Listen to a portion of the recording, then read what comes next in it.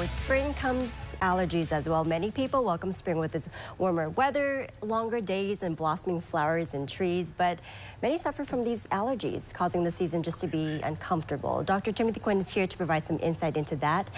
Hey, Dr. Quinn, thanks so much for joining us again. So what can we do if we are having significant allergy symptoms to pollen? Well, the first thing I want to do is tell the public about over-the-counter remedies. We might not have to go see our medical provider. There are a lot of over-the-counter remedies that are out there that work very, very well. Some of these include your antihistamines, such as your Zyrtec, your Allegra, your Claritin. They work pretty well.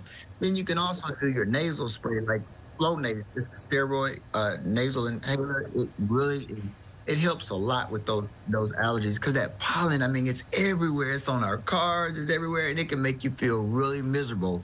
So first, I try those over-the-counter remedies, and if that doesn't work, then I consider going to see my medical provider. So when do you recommend that, Dr. Quinn? I know you just said it if those remedies, over-the-counter remedies, don't work, to visit the doctor, but what are some of the prescription treatments that you recommend then? Well, you know, I had a really interesting conversation with one of my colleagues. He's one of the heads at UMC at the Ear, Nose, and Throat Clinic. And basically, he shared his magic bullet remedy. And that includes maybe using 2 nasal inhalers. One is a steroid. It's like your Flonase. You'll do 2 puffs, puff, puff, puff, puff. And then the second is Astolin. It's an antihistamine nasal spray.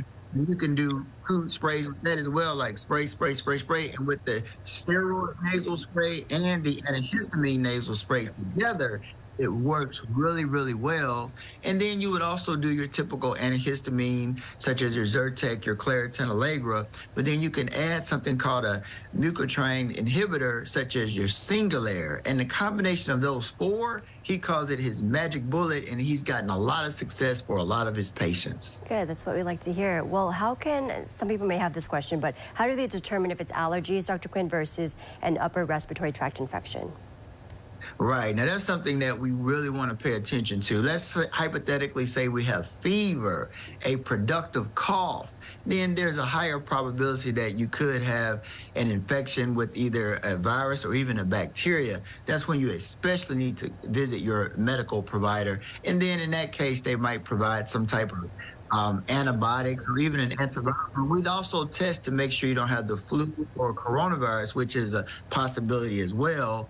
But the take home is right now, while the pollen is out, the flowers are growing. I mean, you can see behind me, it's very beautiful outside, but the allergies can make people quite miserable, but there are treatment options out there.